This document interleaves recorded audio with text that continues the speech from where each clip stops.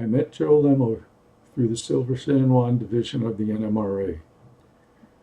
Joe is a division board member and editor of the division's publication called the San Juan Flyer, one of the best publications in model railroading. Joe and I became good friends.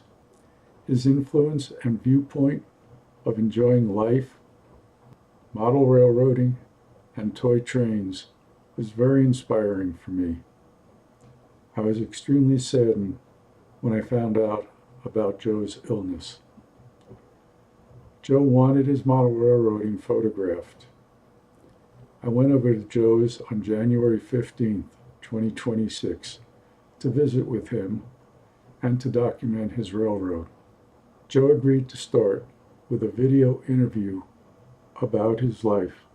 This included his career in IBM, which is a story worth knowing on its own, how he bravely navigated the corporate world.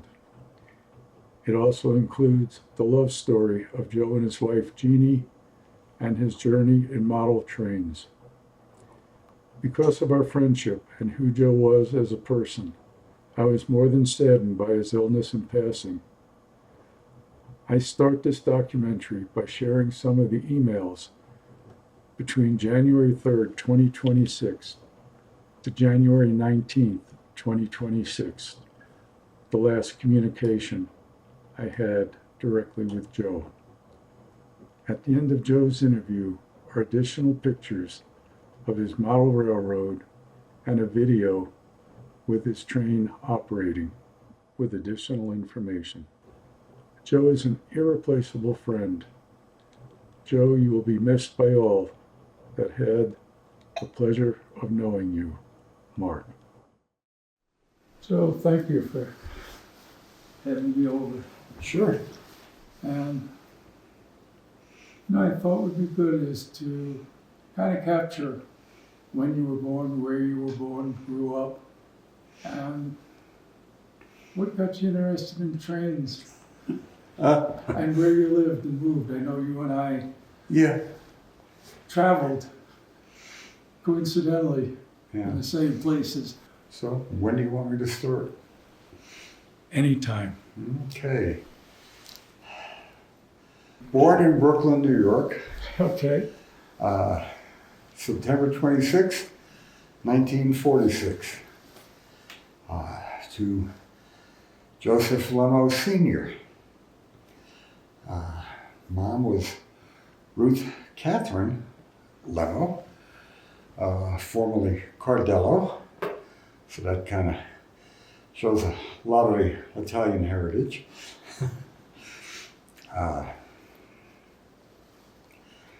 Wow, from there. When did you see your first train set?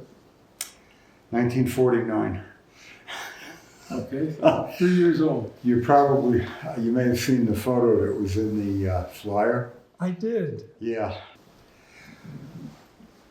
At one of the recent meetings, one of the guys suggested, how about a photo of former layouts? You know, we know, not just of me, but of everybody, put them in the flyer, what people had in their former layouts.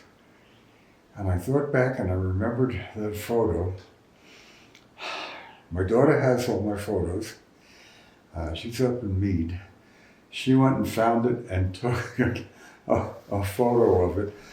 But I'm 3 years old on the floor of my New York City, Brooklyn apartment. Saying it's an apartment, my dad owned the building. But in the corner of the living room, looking at some Lionel 3 rail, and in the photo is an ancient Lionel transformer that I still have. It's powering something under the railroad, and I can't remember where it is. So,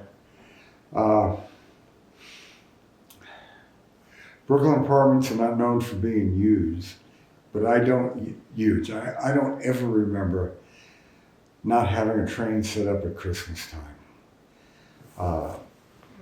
My dad was working nights then, and so I'd come home from school and it'd be set up in the dining room, which drove my mom crazy. Because it ate into her dining room and she hated the noise. I actually still have a piece of plywood from that layout.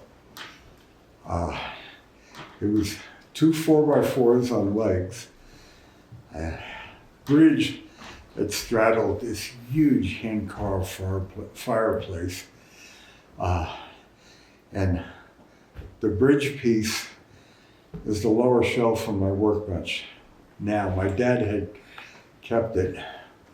Evidently, neither he or I can throw away a usable piece of wood. First, I went to public school, and then there was some turmoil about busing. So, I think 4th grade, I started in St. Francis Xavier Catholic School. There were 2 of us to a seat. They jammed people in there. I mean, I think my school classes were approaching 70 people. So, and it's somewhat of a strange education.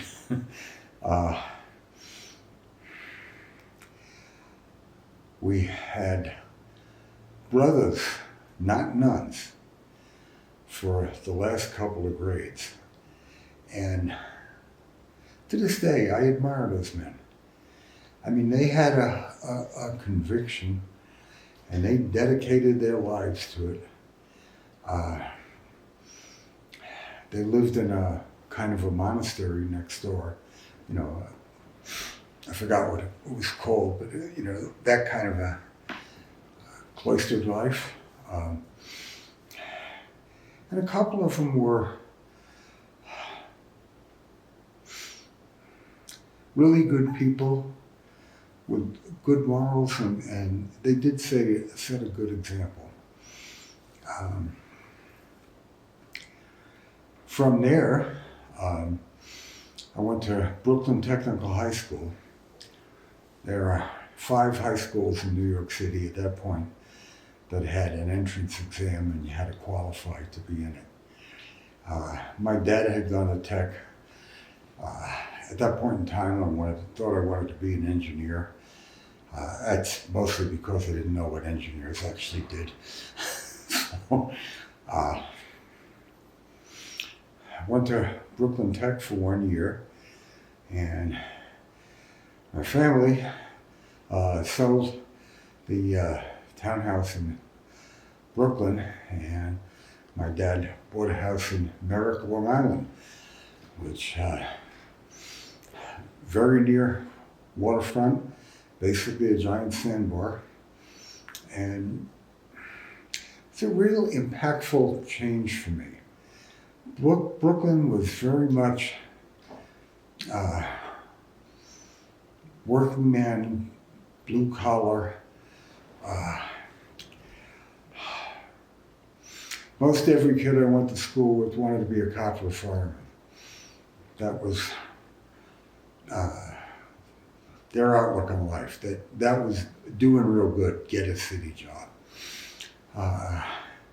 Moved to Merrick, which was a very middle class community, and I could see a real difference in attitudes and everything between my brother, who didn't spend formative years in Brooklyn, and myself, who did.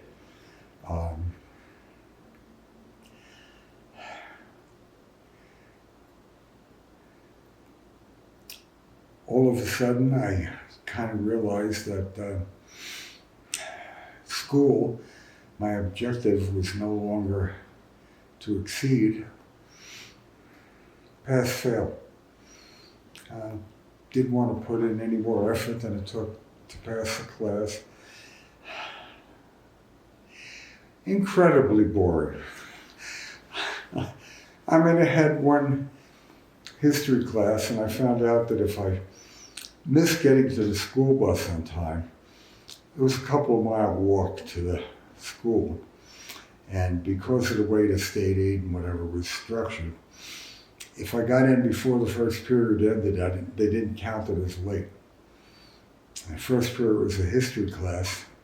I'd come in the last 10 minutes in which he'd do a recap, and I aced that class. You know, push it at me, don't ebb it. So,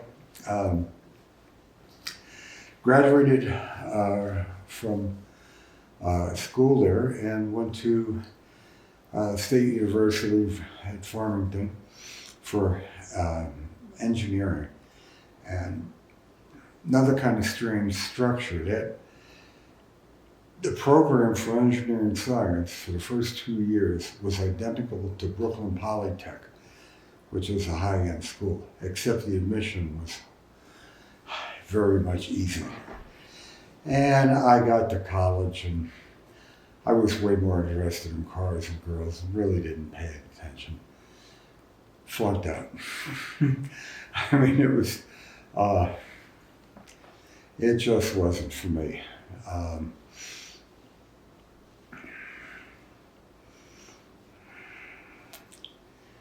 Kind of hesitating a little bit on what's next. Where did you go to work? Worked in a machine shop, that was awful. Worked for a carpet and tile mechanics supply store.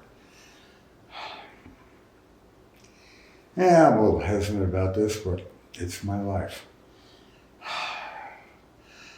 Got my girlfriend pregnant. We had my beautiful daughter, Susan, and the carpet and tile store fired me. Well, I figured it out later. One of the owners had a son who was my age, who was in college. He worked the store in summer, so they basically gave him my job. Desperate, broke, didn't have any money, didn't know what I was going to do, applied at all sorts of places. At one time while I was working there, all the owners were out. Saw an ad in the local newspaper for IBM looking for technicians. Called up the Long Island Garden City office. All the managers were out to lunch. And I don't know why I was so hesitant to call them, and have the people here, but I did. 19-year-old kid and stupid.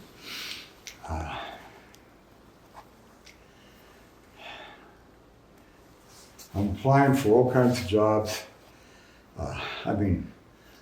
Truck driver, even a telemarketing job, retail stores.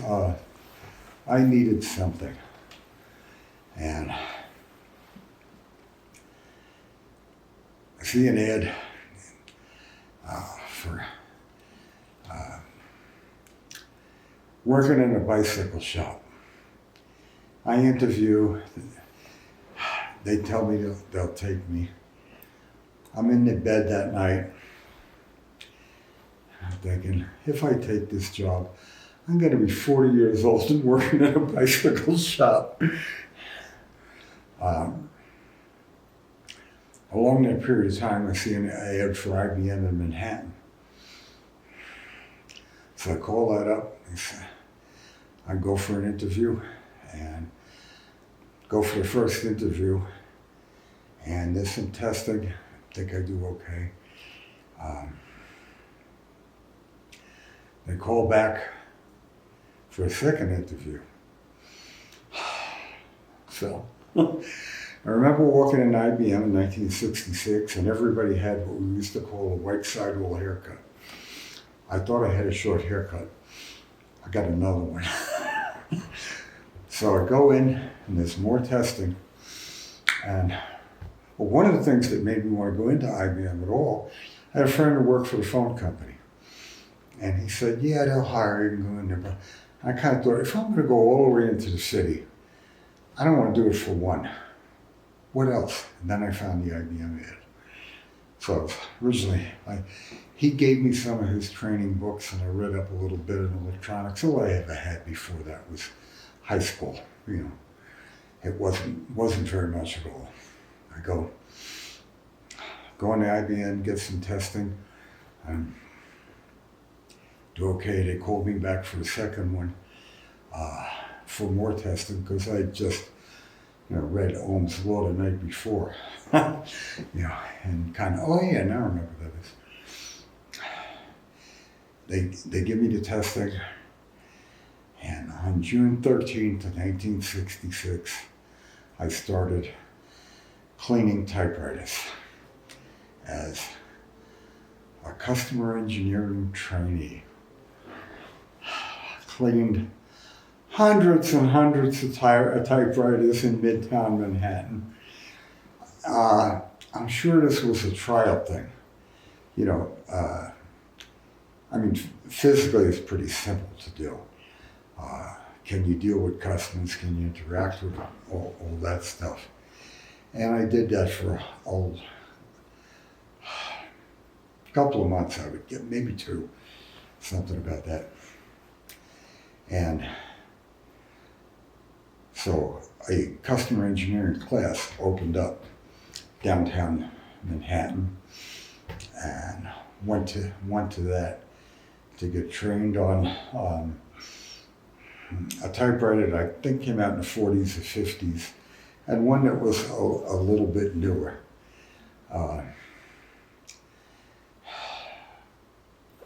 They were good. Do you marry your girlfriend, or? Oh yeah, I married her and we had my daughter, yeah. Okay, so you were married at this time, Oh yeah. to raise the family. Yeah.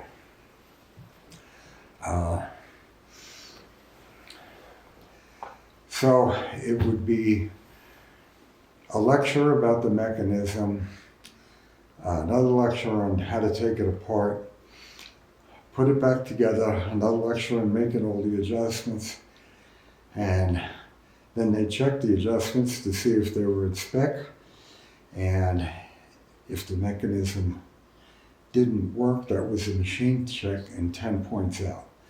There were also written exams, and I bet a lot of observation on how you handle yourself and what you did.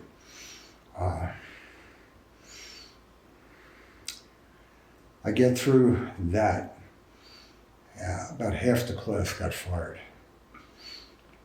The homework at night, which always thought interesting. You had to do homework at night, you had to answer the written test in the morning. My wife, Pat, would talk me through that. Incredibly important things like name the 3 functions of a margin control bell crank. So had to pass the written and an oral and all this. I said, half the class got fired. I get sent back to my branch office. Now I'm taking service calls on those machines that I had been trained on. The IBM Selectric was very new then. Incredible piece of engineering for the 60s. I mean, I still think that thing was just amazing for what it could do. In the first class, the instructors always say, well, if you think Type R was tough, where do you get to dictation equipment and Selectric? So we go through that. Get into school, I do okay on the Selectric. And it was a very, very different technology. And a lot of the older customer engineers who were called in never got any good at it. It was just, they've been doing this for 10 years and it was tough to learn something new. Well, one of the tests I took for electronics when they were hiring me was on electronics, and it was a multiple choice. I'm less than a year out of college. I'm adapted. Multiple choice, 2 or throw away. Pick the other one. Well, evidently I did real good on that.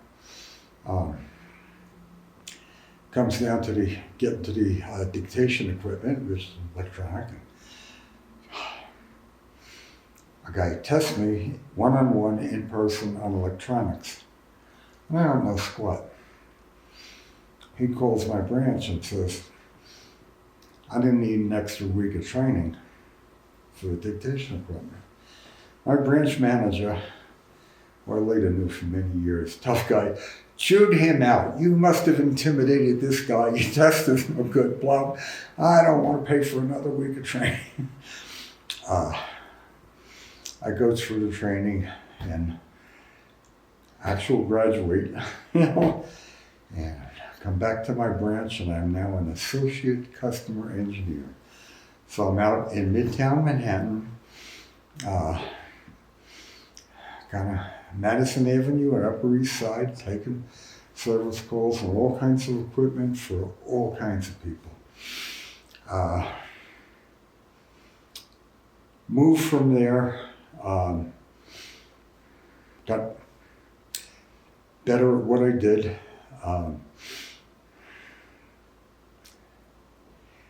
My boss was on a temporary assignment. They had me as acting field manager. And I would have been the youngest field manager in New York City.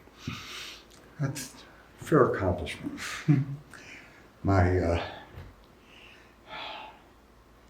I'm running the group. I don't like it. They don't like me. So I walk into my boss's boss and say, I want to go to copier school, which was the most complex product the Office Products Division had at that time. He said, we're going to make you a field manager before the year is out, which is a significant promotion, almost like enlisted man officer. And I said, no. So copiers were very new at IBM. I got into that and moved on up through there. If I'm taking too long with this, you would let me know. You're doing great. Okay.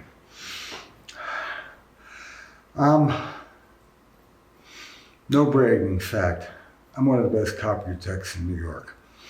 And if you're the best in New York, I mean, we had the highest concentration of that kind of equipment. I could put on a couple of regional assignments, take you out of the branch you're in, put you on region to do some task, and then put you into a different branch just to make sure you're not really just good with those people. So I'm on, at that point we'd come out with the Series 3 copier, which we joked that a customer got so pissed off that when he pushed it in the East River, it intermittently floated. It was a piece of junk. At one point, I was on a team that just installed them because a lot of CEs would get trained, they wouldn't see the machine for a month or two. When they went to install it, they needed to relearn it again. And they took days, pissed off customer. I was on a team that just went all around Manhattan installing them. It's disheartening to know it's going to break that day. And it would. And I do an intro to the customer, and I tell them that. Yeah. So I'm on a couple of different, our customer base is basically 9 to 5. Didn't do nights, didn't do off shifts, didn't do weekends. They put me and like two other guys in Manhattan. We'd go in to the customer at night at 4 o'clock, and I'd still be wearing my suit and doing all that, because copiers are filthy. And I had a guy from Manpower or something like with me, but trying to do a lot of stuff. We'd rebuild the machine so that the customer would not know. I mean, they threw millions at it. I mean, I can't come up with any estimate how much. Sometimes at work, I think my best was 10 o'clock at night. Sometimes they'd be home 5 in the morning. Did that for a while. A couple of other assignments like that. And yeah, you might like this. I'm on region on one of those teams, I don't remember which one. And my field manager says, if I had 2 twin brothers and they were identical in every way, and one of them had a mustache and one didn't, who do you think I'd promote to field manager? Our regional manager didn't like her here. Well, he tried one other tactic like that. And he finally says, if you don't get rid of it, I'm going to send you to 22N, which was the shithole office in Manhattan. It's actually in the building next to Madison Square Garden, but the territory was awful. I shaved the mustache, he sends me there anyway. I get to that branch, and that's must have taken 3 or 4 days to realize I am far and away the best in here. I mean, it's fact. One guy, when I first walked into the branch, he says, what are you doing here? I said, oh, I've been reassigned. I was at region, blah, blah, blah. He said, no, this is the punishment office. What did you do here? That's the morale group you're walking into. Wow. IBM managers were rated very heavily on something called the Employee Opinion Survey. And we had a new branch manager, came from somewhere out of the South and headquarters, and IBM tended to zigzag people up. And he's talking to me about this opinion survey. And he says, oh, we're going to do good here with recognition. I said, you're going to get killed. What? I said, you're giving people trinkets, you're giving coffee cups and pens and this bullshit. And I pull out a House Organ Regional magazine, and I open it up and I said, look at this. Guys are getting new product assignments and temp instructor assignments and blah, blah, blah. Your branch has got nothing. He got a little pissed. Opinion survey comes out, he got killed. I have put this together because no way I could find out. I know he goes to a branch manager meeting. And, okay, we got some new secret copier product that's coming up. And we need 2 C's to go to Boulder to get trained. He must have stood on the table and said, my guy. So, I get a call. Well, somebody tells me,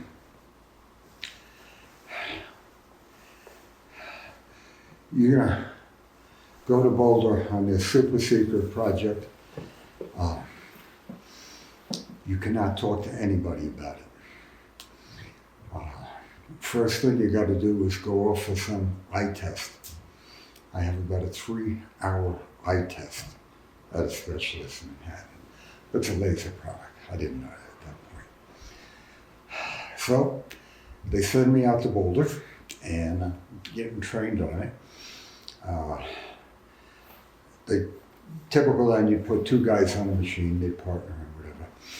And the other guy is designated as the lead, I'm backup.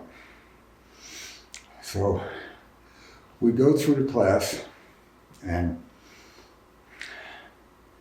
somewhere along the line, I mean, the secrecy was, there'll be some stories, but I can't believe how locked down this was. A guy I had just met, who later became a very, very good friend, I met him at that class. He was the guest instructor. And at one time I asked him, and I said, Jim, when they asked who was the better technician, you told them it was me, didn't you? And he just smiled. And I know, I've been best man is what I've known this guy for years. Yeah, I'm the primary. They send me back to New York. I don't go to that branch, I go to Wall Street. And Wall Street is kind of the top of the pyramid in New York. That's the most demanding, powerful customers. So, a couple of weeks later, we install this 9-foot wide, 1,100 pound copier on a raised platform in a locked room in a major Wall Street law firm. Their employees can't get in. Only a very few of them have the code. That's how secret it is. Later heard some very, very high corporate level exec at IBM kind of had a buddy of his that was a partner in that law firm who did their IT. That was the linkage. So for, I forgot how long, I serviced that machine. That's number one priority. And couldn't even the people who worked and used it, it was a laser copier printer that talked directly to a computer, a mainframe. So it had its own control unit in there too. Even the people who worked there had no idea where the stuff was coming from or whatever. And I'd get a call there, drop everything. And because one machine wouldn't take up all my time, I had an older copier territory at 2 Work Trade, the one that went down, which was kind of technically below me at that time, but they kind of had to park me. I had to do something when I wasn't there. So they finally announced that machine. And I've been back and forth to Boulder a number of times. Both a Series 3 copy as an instructor in some general products. Did a whole bunch of things out there. Even made a training commercial. These fingers would do it.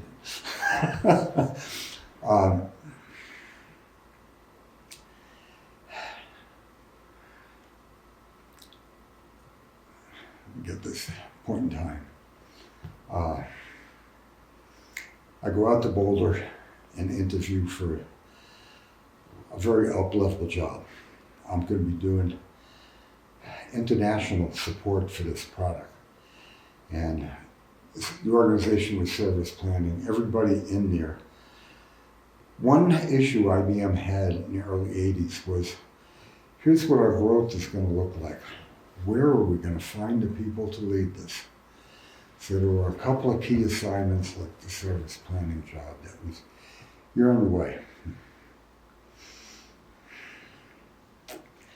It's December of '79, and they're interviewing me for that job in Boulder.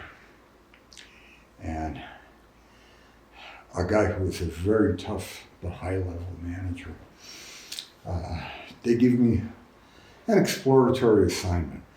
Go find out which one of these is causing what's the ancillary problems, blah, blah, blah, blah, blah. So, had some people I knew in the organization, so I got some good leads, and I give them a presentation of what I found that was wrong. And he throws one right at me. What do we do to fix it? Look, I know how to fix copyright. I don't know how to fix business. Tell me what to do. Yeah, she heard the... I'd been what we used to call street walking for 14 years, taking calls all over, walking all over the city. In the country, throughout the country, most of the cities have driving territories, go from place to place. I walked it. So mostly in New York City? Manhattan. Only. Everything from Wall Street to one day in Harlem. And you're still married at this point? Yes, I'm still married to Pat, first wife.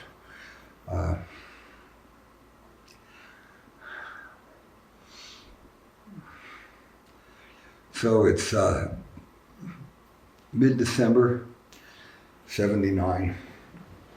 I get interviewed. They won't tell any. Kind of have your rules. Your branch has to tell you not who's hiring. I land at LaGuardia and call the branch manager's secretary, who is a friend of mine.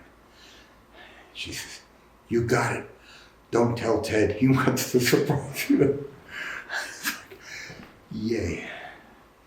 The reason I spent so much time getting there. That assignment was a total pivot point in my life. It changed everything. Where were you stationed? I was in Boulder, Colorado, and I was part of the team that did support. When the techs in the field couldn't fix it, they called me. And this is the laser copier or something else? This is a 6670 laser printer. Complex. So when the techs in the field or anywhere in the world couldn't fix it, they'd call me. If it was a broke machine, I'd fix it. If it was a design problem, I'd take the engineer. I'd go to the customer. So I think at that point in time there were 3 of us. One guy took the Northwest and the other guy took most of Central, and I took everything in the East Coast. So I'd be back in Manhattan or Chicago or any place that had one of those machines where they couldn't fix it. And this was, we made this machine, we will make it work. And if I needed engineers to change it, yeah. A lot of authority, not much responsibility.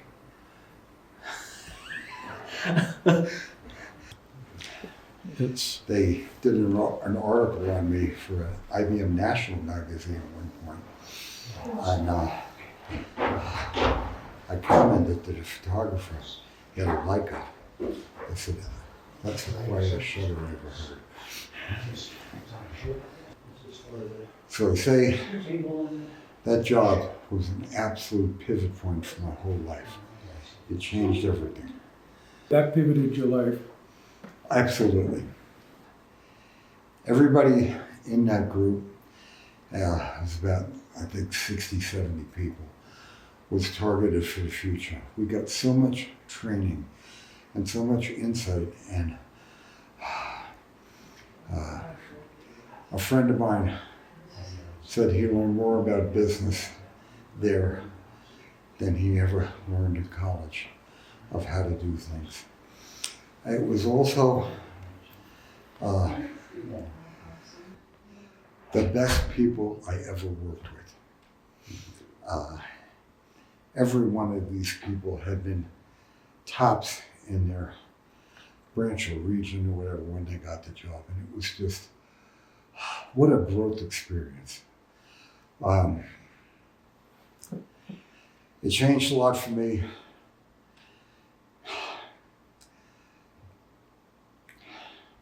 I'm living 50 miles out on Long Island. 2-hour commute to work every morning, work a full day, 2 hours back. I'm in a crappy old house in a not so great neighborhood. Wife and I aren't really getting along. We get to move out to Longmont, Colorado. Bought a much bigger, much more comfortable house in a better neighborhood. Socially, so many things opened up to me, not having 4 hours a day on the Long Island Railroad.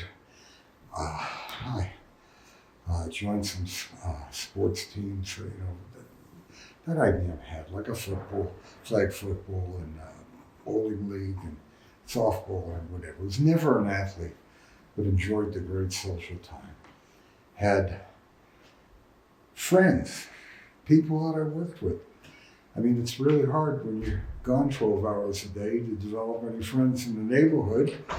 And the people you work with are all scattered all over Metro New York.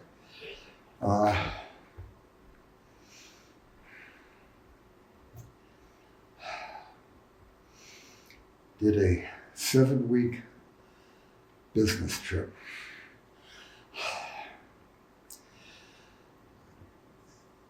In IBM, I worked from cleaning typewriters through fax machines, communication controllers, mainframes. At some point, different things, almost everything. We had developed a scanner at a Fujisawa that could actually take a scanned document, put it on a PC, Fuji. And I do, if I can get this right, 2 weeks in Atlanta to train the senior technicians on this machine. And the only part of the machine I ever had any involvement with was something called remote support, which basically allowed the machine to pull into a Boulder-based mainframe and do diagnosis and even prediction. We've seen this, and this is likely to fail. So, I think it wasn't the first time I saw the hardware, but it had nothing to do with it. The class wasn't really ready, so I taught during the day and fixed the education pack, and at night was writing the next day's training. So did that for a couple of weeks. I think I was home for one day, then went to San Francisco, do the announcement for the product to the branch there, flew to Japan, worked on this remote support, which got me into a lot of other products too.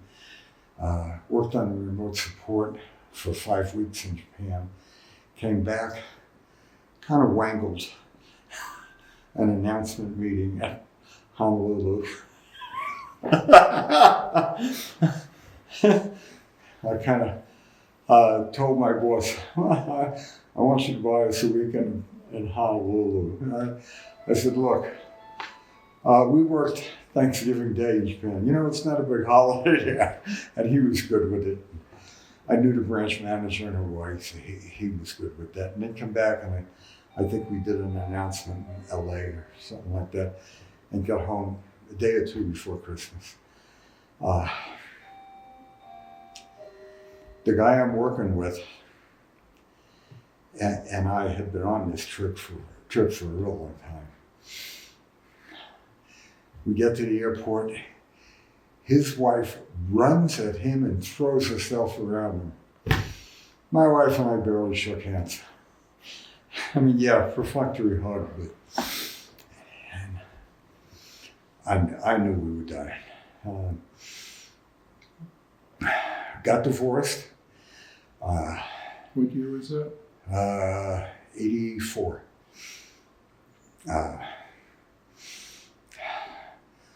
Bought a Honda Prelude and a townhouse in Boulder on a 14-point mortgage. I, I was still on a good path. I knew I'd make more money. So, you settle out everything with the divorce. And, okay, time to move on.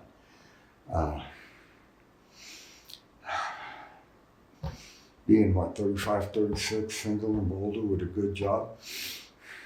I enjoyed the hell out of my life. It's kind of like what most guys go through at 19.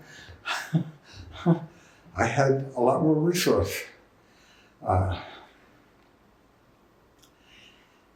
one point, the service planning job was supposed to be a development, move on job. And my director says, "You've been here a long time. You know you got to find another job. That means within the company." First, he says, "You've been here a long time. What's it going to take to get you back to New York City as a field manager?" And I said, "Well, George, I'm looking at two things." He thinks I'm going to say, "I want this branch, I want this salary position, blah, blah, blah." These were the two things. I said, "It's going to take meat hooks and chains. You're going to have to create my husband." That's when he said, "You have to find another job."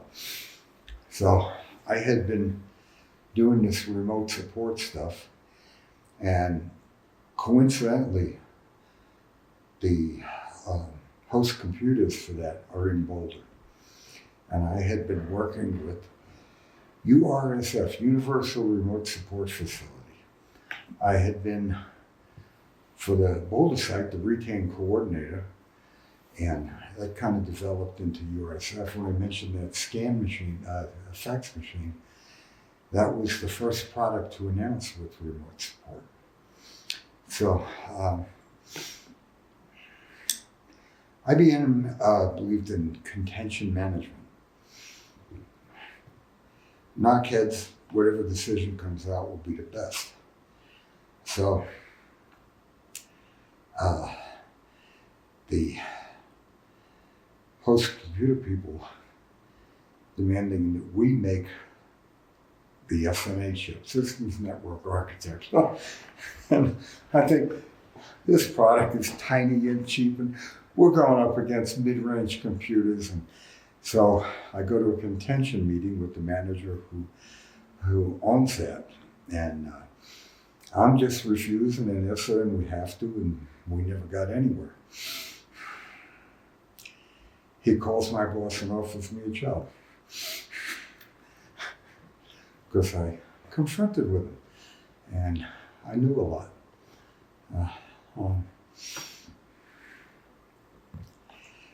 Got into a much smaller, had a whole organization, might have been 100 people at that time, and it grew to thousands. And a year later, I'm driving the universal remote support for IBM's next big mainframe. Awful lot I didn't know. I knew how to deal with people, and strange, one part of my job was getting programmers in Poughkeepsie to talk to programmers in Boulder. And I don't program, I don't know. That's when you were up near me, That's right. Poughkeepsie. There was some snobbery in IBM. One of the very senior programmers, and I'm dealing with him once, "Hey, we're all IBM." He says, "No, we are IBM. You are divisions." They were the mainframe computer people. So anyway, I'm in that organization.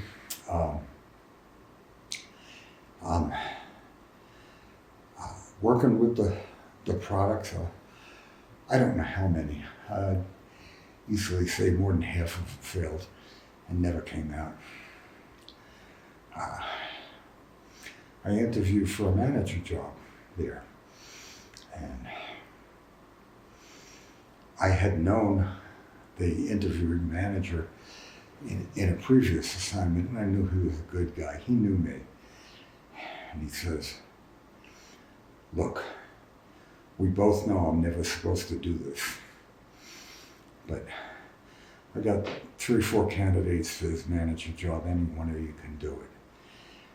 I need an advisory level technician in this department.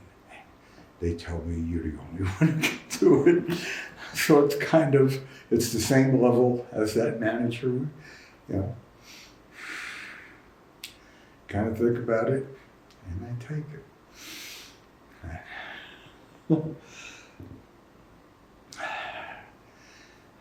Later on, interviewing for another manager job with a guy who picks up my fact sheet. He was mid-level manager. No way to put this but direct. Where do you get the balls looking for a manager job in my organization with a high school diploma?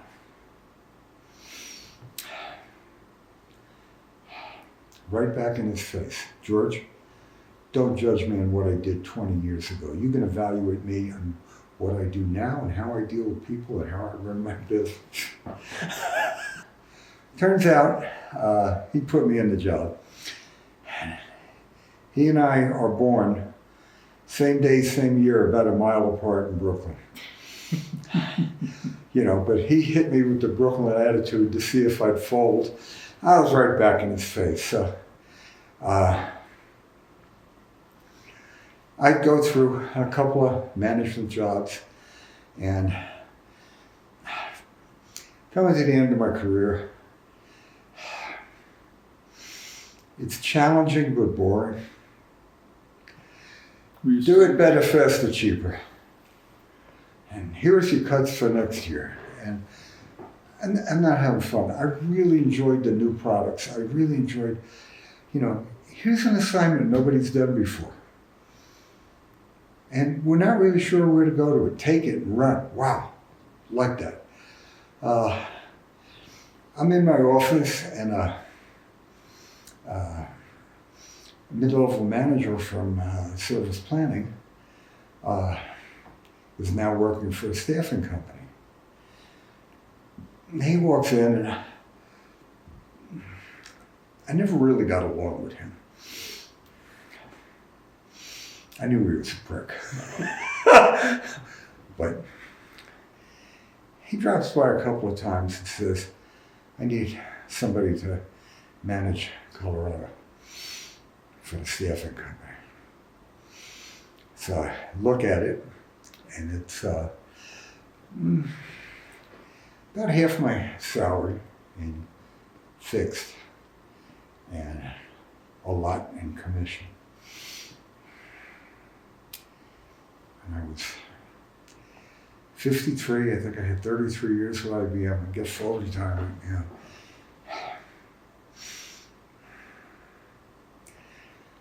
He gives me a contract and I take it. And this is a different company, right? Staffing company, Sonova. Gotcha. Headhunters. Huh? Headhunters. Yeah. More contract people. Engineers, programmers, IT professionals. Basically one customer, which is IBM. And I think he kind of knows, you know, who I am. I know people all over that factory. You know, it's a quarter mile long, and I can walk one end to the other and say hi. Usually get a hug. I take the job. Company has 7 employees. A little more than a year and a half later, I had over 100. And all these people are contractors at IBM. I said engineering, programming, different stuff like that. And I'm getting nickels on every one of them. So he was having trouble with his region. He had the whole West, my boss. But, you know, I looked at it and there wasn't anywhere I was going to go in this company. It was owned by a guy in India. And really managed by a total marketing rep out of Detroit or Farmington Hills. I knew I wasn't going to go in. I didn't want to. My target was retired 55, so I thought, yeah. So about a year and a half, year and 3/4 into it or whatever, I put down my commission statement. And he says, I can't pay that. I said, I got a contract. And I walk out. And he had been having trouble with his region, which was the West. And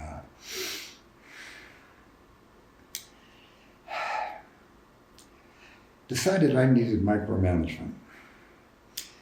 And since he had no real control over my future or anything else, I ignored him and pissed him off. He had 3 or 4 other branches,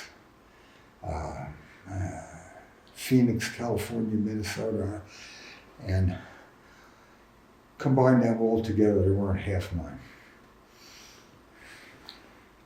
So we go back and forth a few times, and I know he's on the phone with his boss. And he throws a new contract down in front of me, cuts my commission not by 1/3, but to 1/3.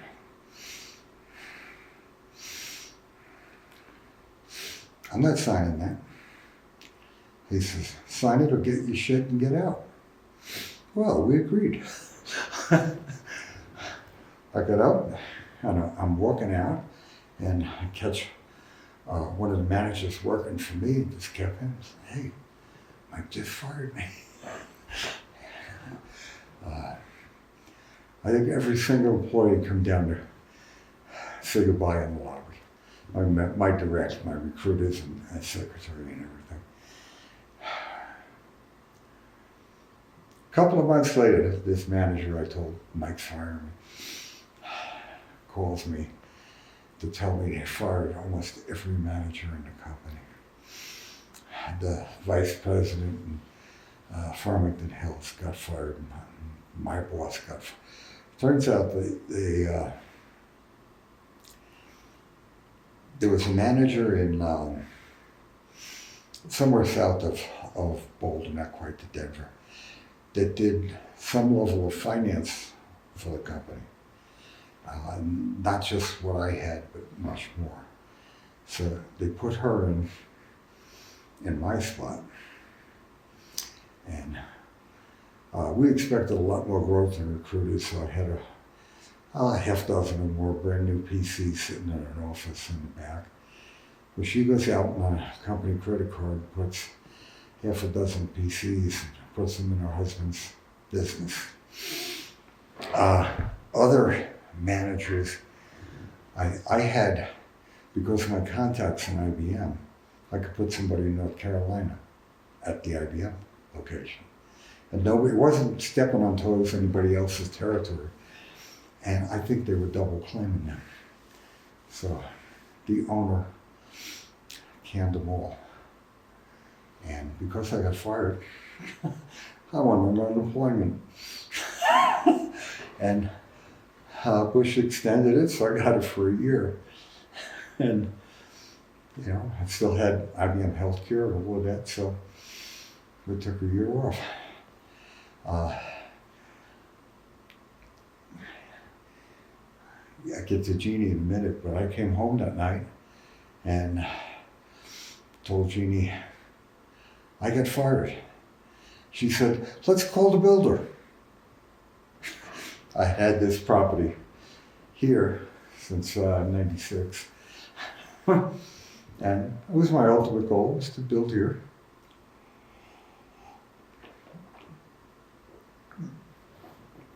Met Jeannie in 96. And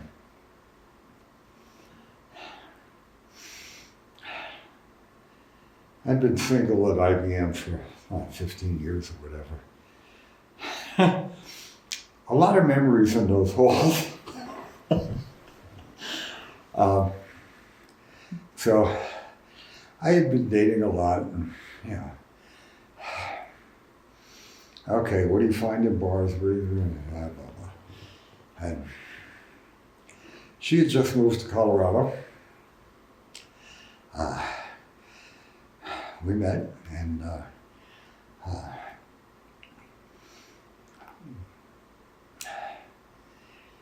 she surprised me. Well, first date, come pick her up at her apartment. Boulder rules. No, you gotta meet. So, we go out to dinner someplace, and that morning she calls me up. Let's go for a hike. That's breaking another one of the rules. You gotta space that. You can't. And I used to go by an axiom a friend had told me years ago. He said, remember back to when you were 15? I said, yeah. He said, no, really, think back to when you were 15. Okay, you're crazy. Well, yeah, you know it. Right. We outgrow it. They don't. They're all crazy, every single one of them, some more than others. So, I meet Jeannie, and it's a totally different kind of crazy. I can't figure this one out. And, you know, there was I think an 8-year relationship in there, and wasn't mono, forget the word, but, you know, some other relationships, I dated a lot, and, you know, the kind of crazy thing was all of it.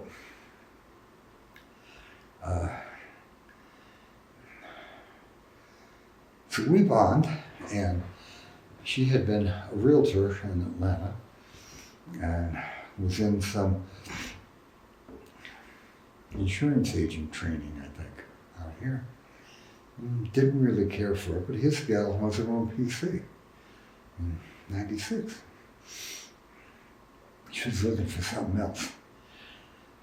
I call a friend of mine who works for a staffing company just like what I had. And I'm not supposed to do this, but it's guy, you know, no, you're not supposed to call and say, here, do this for me, because you got to keep the separation and everything. You understand all this. I called him and said, here's the guy you might want to take a look at. She knows a lot of word processing and IT stuff and whatever. And I'm figuring this is the biggest contract company in Boulder Valley. They're going to be all over the valley. She interviews. They put her on a job at IBM. I said, plant's a quarter mile long. She's on my floor in my building, about 70 feet away. So, we developed from there, and we're here in '96. My dad had timeshares, which same first last name. I claimed he was him and just traded for Wyndham. And we're here on a vacation.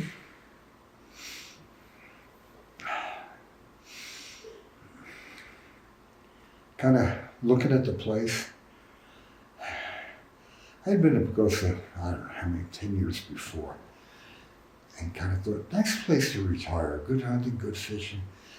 Friendly little town, small, remote, yeah, like it.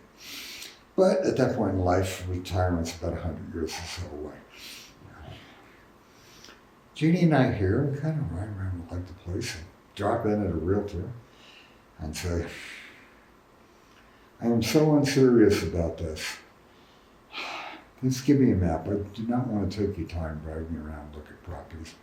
Kind of tell them what I was looking for. Now, just prior to that, I had done some analysis and said, proportionally, I'm too heavy in the stock market. Real estate's a good alternative. So we go out and look at a whole bunch of properties, and one of them was this. Now, we're not married and we haven't been together yet for a long time. She talks me into buying it. Met Jeannie. She talks me into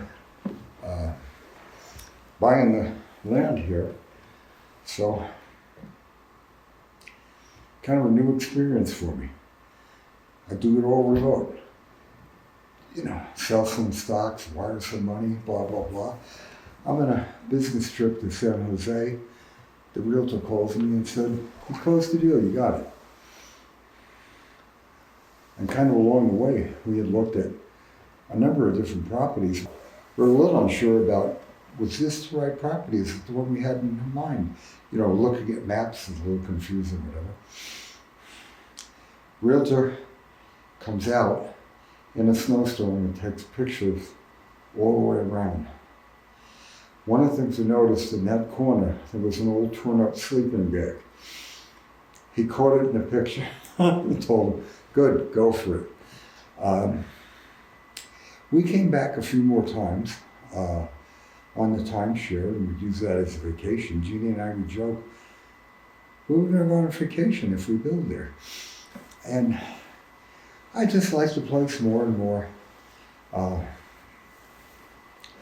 One of my motivations on the back of my desk was a color photograph of a prow house in a woodsy setting. And that was kind of, you know, put up as a job area, you know, earlier than that. So,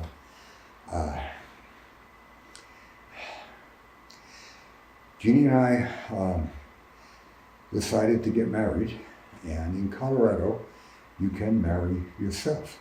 You don't need an official. So we've got some pictures of Jeannie and I sitting on a log that's under my office. Now, the log has since gone down the hill, which was good. I'm glad we didn't build over the septic, you know, get married. So we married ourselves here, took our own vows, and stayed in Longmont. Oh, and that contract job that Jeannie got on, IBM hired her as a regular, and that's something that they used that as a try and buy, and you know, I used it too to, you know, check people out. So she gets hired from IBM, and she's working from home. Offices are kind of side by side. While I was having my offices and my wife built, I was working there for a while too. But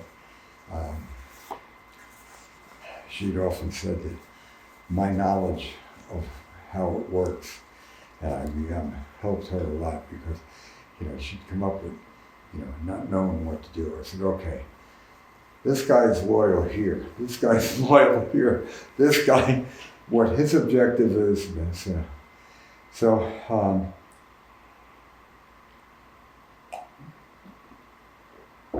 we dealt with a couple of different builders in Pagosa, and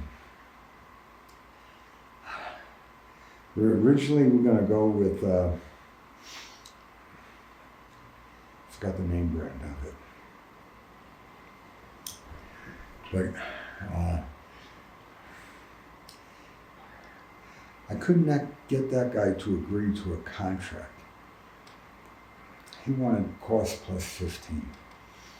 And, okay, I manage project managers. You don't incent them to pay $100 for a toilet and make them pay $300. And he had a new partner, and he could not get to it.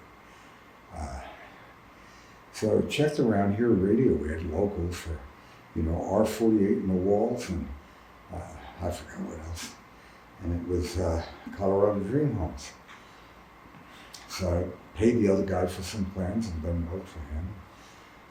I gave the plan to Colorado Dream Homes, and they have their regular set of track homes, and they do custom. And gave him the plans. He said, okay, I got to change this and this and this. And here's the contract. If you ask for this, it's going to be this. You know, very straightforward, and I felt comfortable with them, and they're good people. So we put our house in Walmart on the market. Jeannie had a home just before we got married, and we had that as a rental. So we cleaned that up and sold it. Jeannie also had 40 acres in Saguache, which is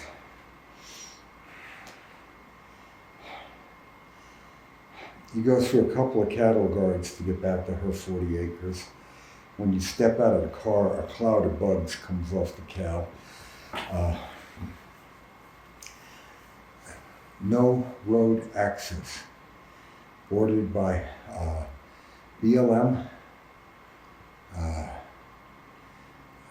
another federal, and some private.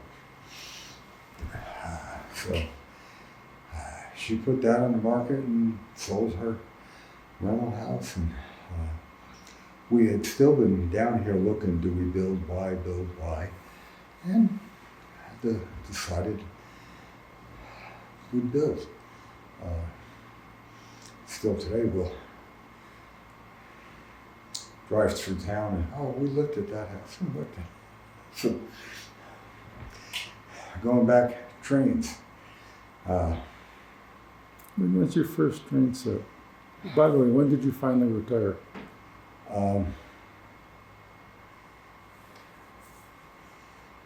24 years ago.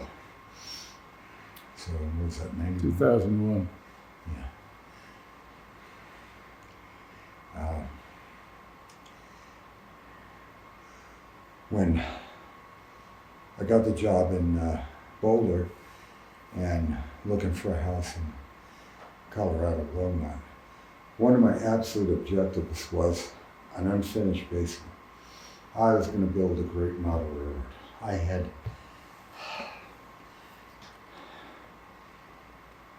packed up all my model railroad stuff, which was a real bonding thing for my son and I. And that was Lionel? Or? No, this was all HO. So your first set was Lionel? First was Lionel, all Lionel 3-rail. And, you know, loved all the kid operating stuff where guys would come down the stairs and the vibromatic motors and everything else. So I had that Lionel up until about 1960, and as we moved from Brooklyn to Long Island, and I don't think I ever set it up on Long Island. Being a teenager at that point, and so many other interests and stuff, and I inherited another Lionel setup with the big 4-paddle. GW. Yeah. My Uncle Nicky gave me that.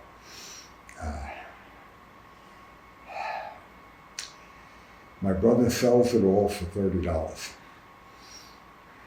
Without you knowing. Without me knowing. I think, out of the house then. And, he set up slot cars, which I think he allowed me to play with.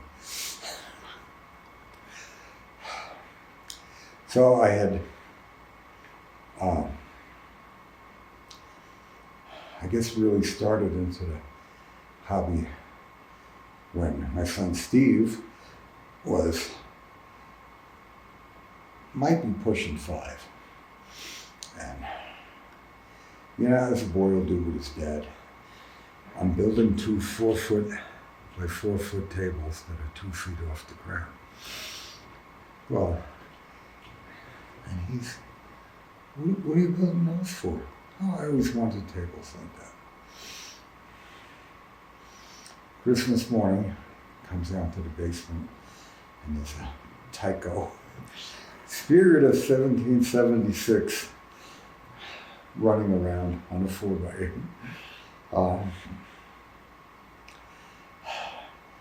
It's on a sheet of 3/4 MDF, which is structurally great. Trying to drill through it or pound a nail, glue anything, none of it worked. So he and I enjoyed that.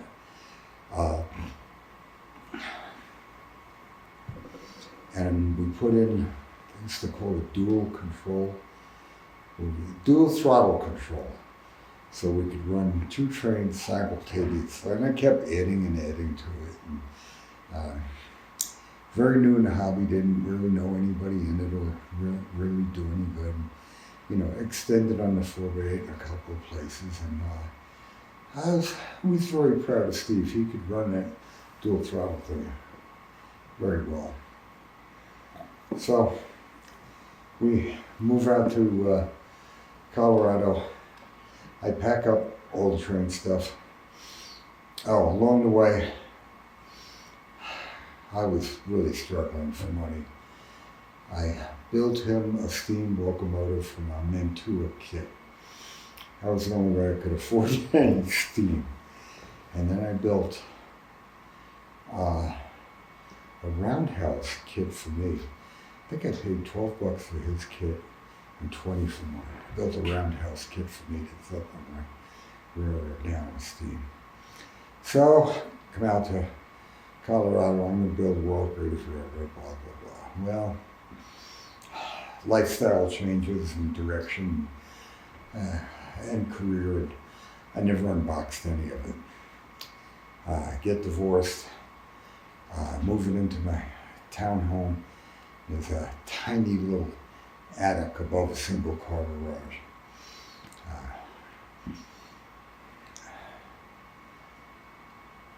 And kind of the time sequence, right? Yeah. I'm dating a gal at that time, and she says, I'd like to get a train for my son. Could you put it together? I said, oh yeah, let's do that. And I realized I had more fun than he ever did. And I built a table for him, controls, and put some lighting, buildings, and that kind of stuff. I look at this little 8x12 attic that goes from about 5 feet high, about 10 or 12. And I make it into a train room and build a absolute spaghetti bowl track plan. I'm building it. I don't have good tools. There's so many other things going on in my life. And I kind of part-time with it. And kind of unboxing that stuff, I realized, you know, if I was starting again, I think I would have gone to S skill. You know, it's a builder skill. That's kind of what I enjoy, building. So, I have that layout and it never really gets anywhere. I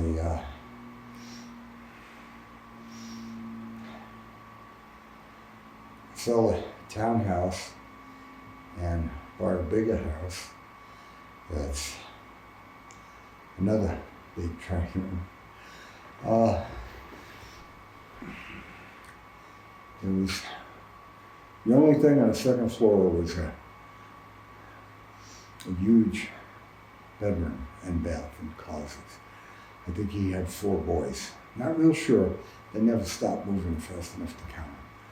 So that was gonna be my train room.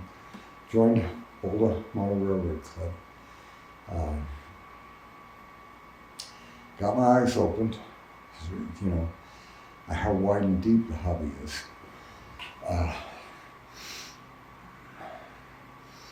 Had, I think, a module then, and had it in a little corner of the room upstairs. And Jeannie, we were married, Jeannie asked us, can I have a little corner of the room for sewing stuff? Which is pretty similar to opening a cord on a parachute. Won't, takes over a lot. And I had planned to, I actually paid a pro edit to design a track plan for me and include everything. Then got much more wrapped in career, so I left it. And moved it all here. When we were having this house built, Jeannie did most of the design of the house. I mean, she took an existing plan and modified it like crazy. You know, when you're looking at something like that, you know, what you want and cost are always kind of button heads. You're not happy. So I come home one night and she said, I got a new design I want you to look at. It doesn't have a shop or a training room. And I said, well, you know, if you think you'll be happy there. So we're planning this house and I want a wood shop and a training room for things I'm going to do now that I'm retired. And I'll tell you, I had a little hesitancy to really retire. I mean, it was really a year or two before we built. And I would joke with Jeannie, I've seen too many people who had to have a job. I mean, they'd be back as a contractor, sometimes working for me when they were a peer manager. And you ask them why, oh, the money didn't work out, or this, oh, BS. He's way too sharp, he knew. It's just, he needed somebody tugging on his shoulder, you know, elbow, all day. You know, I need this, I need that.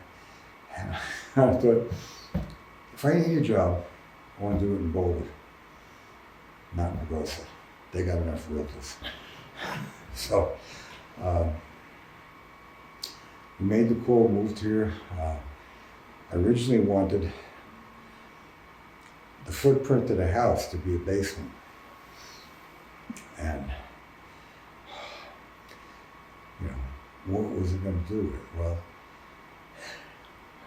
another good interaction with Jeannie.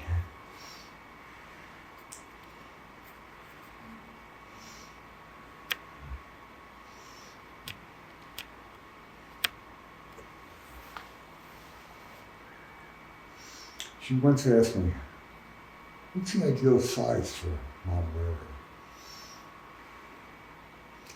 And I thought about it, and I said, okay, 3-foot aisles, 2.5 feet, 8 feet wide and infinitely long.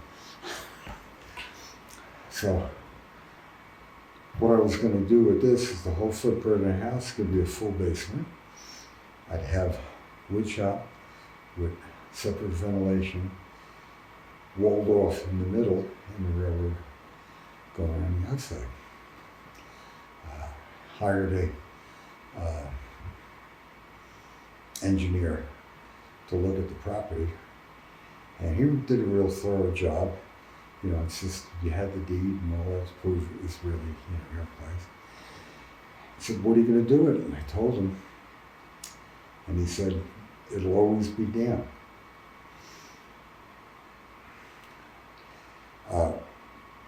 The house footing is only 2 or 3 feet and then rock. They can blast and blow up the rock and haul all the way. But he said, the ground table, it's always going to push up.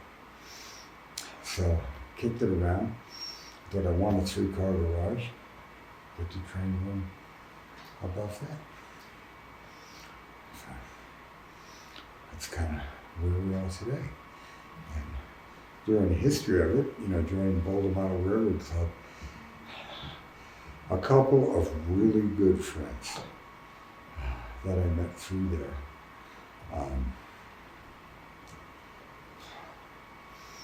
They'd have monthly meetings, and I became more and more involved with it. And I think I was the NMRA super for a while, and I had another board position. Yeah, I used to take a lot of, adult ed courses you could take at night for free. And a guy had one. Fascinating history of Colorado railroads. And he was a member of the Boulder Club, and had prompted me to join it. Yeah, sorry. He prompted me to join the club, and he was very open and inviting, and invited me over to see his railroad, and I was really impressed by it. Joined the Boulder Club, and I say met a lot of really good people and some very, very good friends. Also got involved in the railroad history of Boulder. So hiked a lot of the Denver, Boulder, and West End, which is the narrow gauge that ran up the mountain from Boulder. Even helped set up some of the tours that we did on that, and just got fascinated with old junk.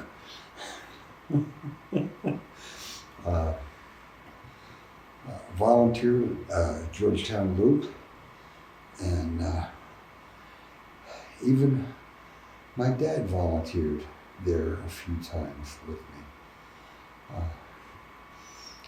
My dad had been a machinist, so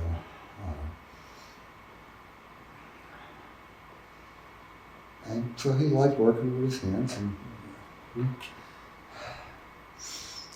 put siding on cars, we dumped rocks, we ballasted track. It was kind of a regular for the summer season. Boulder Club would go up there at least once a month. It might have been more. So I actually got logged in as a fireman on the little Centicab diesel they had. Well, they needed another set of eyes. It was the first run in spring, and plows throwing snow. But there was a couple of cuts where the rocks would fall on track. So, but they logged me in as a fireman, and I enjoyed that time. It was a good time. There were a lot of other railroad tours. We took Victor and Cripple Creek, and a lot of other places, and just amazed at how hard people worked back then. And it shows in a short lifespan, and what people had to tolerate. So. When did you start your railroad here? Probably 06 or 07. I lost a year. We built in 05, but I lost a year because the carpet in that room was all screwed up. So, but it started, I guess, 06. You are the one that is the reason I'm in the NMRA. Good. For any length of time. If you're enjoying it. I'm enjoying it. When you and I talk, and what you told me then is what kept me in the hobby. And then it reminded me, and I'd like you to repeat that if you can remember it. And it was based on what you put in the last flyer. The reasons for the club and the reasons for being in model railroading. And those two are the most important things to me the hobby needs to understand. Yeah. So if you could I'd love to just capture you talking about it. Yeah, I will. One of the things that I've always enjoyed and I hope enhanced is how wide and deep the hobby is.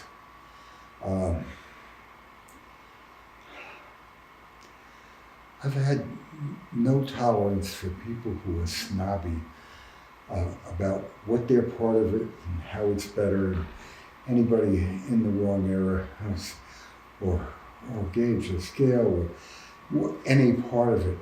You know, I've enjoyed conventions and I really enjoy home layout tours because you get to meet the guy and you get to see what sparks him.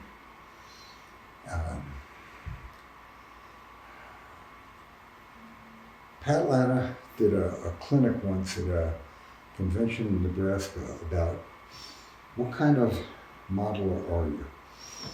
Are you a rail fan or a builder? I forgot what the third one is. And he had published that in the NMRA magazine, but you know, he did a clinic and talked about it. And I ended up dead center in the middle. You know, it was a triangle, and then I thought, okay, Joe, you've taken too many tests. You knew how you knew how to tilt this, but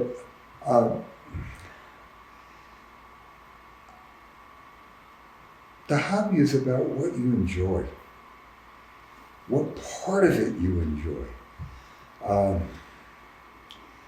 I built my railroad with the concept of operations, and I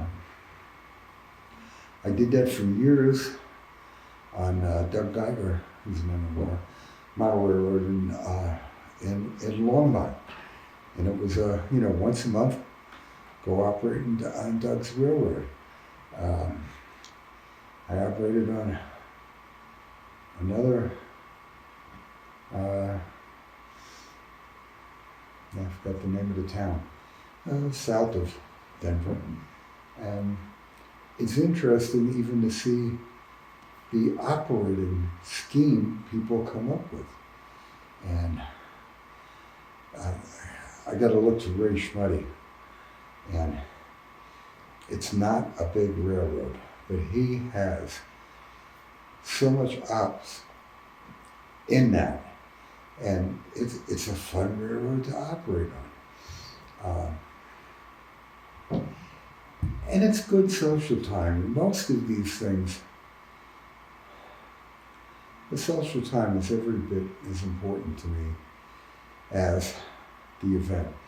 And, you know, somebody putting up a model that isn't very good or looks weird or is, you know, just out of your wheelhouse, they enjoy it. That's the target. I think with Silva San Juan, we've got a really unique challenge with the geography. I mean, we cover so much ground. I love the way Eric runs it to include everybody. That was one of the criticisms the Boulder Club got. That it was snobby, elitist, whatever, you know, like your experience. And they had started another division, I think between Longmont and Loveland, I'm not real sure. So they sent out the postcards to everybody who invited me, and I went. Just, you know, it's another Mountain Railroad event. I used to go to lots of club meetings. So there was a little bit of this being started because it was anti-Boulder and blah, blah, blah. And I meet a guy, I'd never met him before. He said,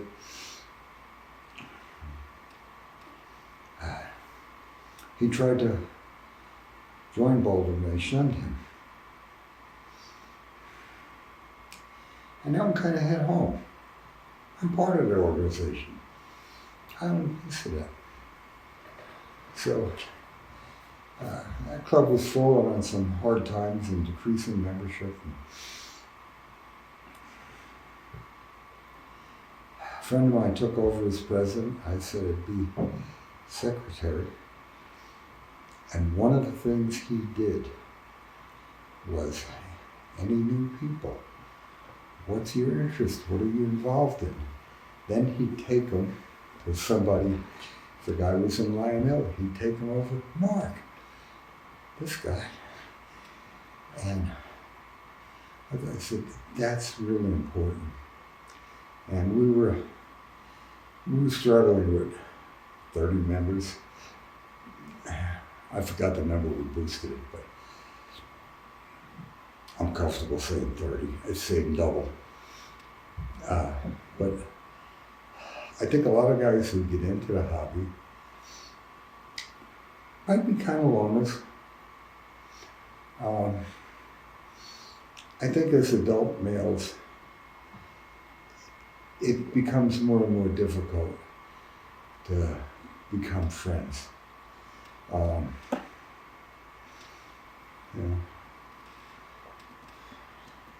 Friends share common values. That's kind of, keystone how that goes. And that's a starting point. And the friendship goes from there.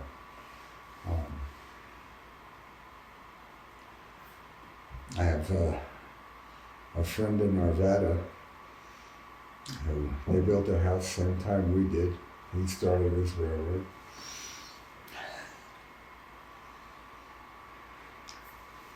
He attacks it like a job, 8 hours a day. It's an objective. A couple of years, tore it all down. Now we're still good friends. I've been conversing with him this week, and but it was a link to start. So. How many large sets left in the area?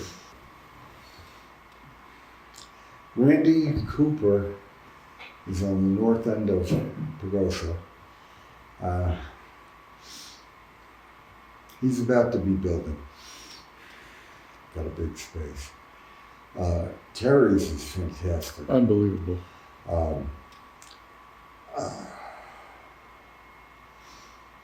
Can't nail down the time frame. We did, for our regular meeting, we did layout tours in Pagosa.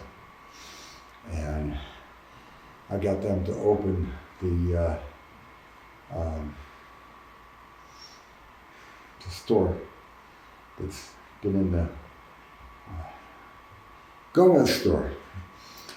Gomez store used to be about half a mile, quarter mile that way. And I talked to the Padilla folks, and they opened that store, and they closed it sometime in the 50s, and all the stock from right then is still there. So we used that, the porch of that store, as a meeting place to start the meeting. And at that time, we had Don Ford, who was the Methodist manager, had a ride-on outdoor railroad. They had a large Lionel set. And people have talked about that, but I never quite connected with them. So we had Don Ford, we had Tim Bristow, who had a easily 2-car garage, SN3 model railroad that operated, and he was way up north. One of the former county commissioners, Gene Crabtree. And he had a Lionel set, and he loved, the cop chasing the robber and the giraffe. And he had all of that in a bedroom. Dick Wolf had one on the second floor of his home that didn't ever get to run, I don't think. And then had an outdoor railroad, G-scale, whatever. And that was about it. Now, since then, we've had Tim Sneeds, built the railroad. He was the guy who moved his bedroom into the closet and used the living room. Chris Kilgore, I think is dead, but he lost his mind. He had the master bedroom into an ON30 layout. A guy down the road here, Phil Pianchi, has got maybe 5 by 10, something like that. He's got the plans for his hometown, building permits, and he built replicas of every building. It's not much more than a loop. There's an ON3 guy somewhere that way who had a remarkable amount of bench work. And, you know, sometimes you look at it and you go, hope he knows what he's in for. I'm not going to judge it, but On January 7th, I wrote Joe, one of the best things for me when I joined the train club was meeting you and becoming friends. I wish the 4 of us would have found time to get together. If you are up to it, I would like to come over and visit. If I can do anything for you and your family, please let me know. The piece you wrote for the flyer I felt was right on and timely. I have always felt that of anyone in the hobby, you have had the best perspective on it. I really missed going to lunch with you at the last 2 train meetings. My trips to Phoenix got in the way of many things. Joe, I think about you and Jeannie often. Mark. Joe wrote me back on January 7th. Mark, thank you. I have been in a rapid downward spiral since Christmas Eve, and some improvement recently. So far this year has been a whirlwind of medical stuff and drug haze. Yes, I would love to have a visit. I need to stabilize a bit. Pipes down my throat have limited my speaking. That is improving slowly. Thank you for being my friend. By the way, my write-up on Eric was written months ago, long before I knew I was sick. It was heartfelt. Joe. On January 10th, Joe wrote me, although we have not known each other for many, many years, I consider you a close and treasured friend. I have been diagnosed with stage 4 pancreatic and liver cancer. I may have weeks, even months. Not much more than that. I am enrolled in home hospice. I am on HD Oxycontin. My energy and cognizance fade unpredictably. Email is better than the phone. My alert time is unpredictably mixed with a fuzzy drug haze. I remember that you asked about visiting. Not right now. Maybe next week. I might be getting into some more predictable schedule. Joe. I sent Joe some of the pictures I took of his train layout on January 15th. On January 16th, Joe wrote, thanks, Mark. You caught detail very few have noticed. I pushed it too hard yesterday, then got confused on meds last night. Rough night and morning. Doing better, Joe. On January 17th, I wrote to Joe, it was so great to visit with you. For me, that was the best part. Would you be able to write down for me what you said after I packed up the camera equipment and before I left? There was so much wisdom in what you said. I have thought about it, and it means a lot to me. Mark. On January 19th, Joe wrote to me, Mark, at the end I was kind of beat, as you were. Jeannie is the best thing that has happened in my life. Although we came from very different backgrounds, we almost instantly fell at ease with each other. Jeannie is Jeannie, not playing a role. Before meeting Jeannie, I had been single for 15 years. I had learned to be very cautious with women. I sensed that was no longer needed. We enjoyed many trips, vacations, and life together. We built our dream home together in Pagosa on the lot that I bought before we were married. We were on vacation in Pagosa, not yet married. We looked at a handful of properties. When we got back to Longmont, she talked me into buying the property. I trusted her intuition. We shared so many values. Of course, we had differences. We respected each other, worked through our differences. I have always admired her intuition. Jeannie is very intuitive. Many times when I was unsure, we went with her gut feel. Mark, you had asked me about the top 3 things in my life: family, career, and trains. Family is ingrained loyalty that I have learned from my parents. Career was my method of providing for my family. I have to admit that career success was very gratifying personally and allowed me to better provide for my family. Trains have been something that have almost always been one of the bigger enjoyments in my life. I know you said 3, but I have to add a 4th. So many great friends that I made. Some great friends in the hobby, and some great friends through other means. I've done a lot of trips down memory lane recently. I close a lot of correspondence with a phrase truly from my heart. I have had a great ride, great love, great adventure, great success, and great friends. Joe. On January 19th, I wrote to Joe, "Thank you for the write-up. Your last line is the essence of life, and you stated so well. That is what I wanted to be sure to capture. I hope you will be up to my coming over so I can visit with you again. I am so glad and honored to have met you and to be able to call you my friend, Mark." On January 29th, Ray and Carol Schmuddy wrote, "We are all greater for having Joe in our lives and for his contributions to our division. His wry humor, his uncanny ability to tell wheat from chaff made him stand out.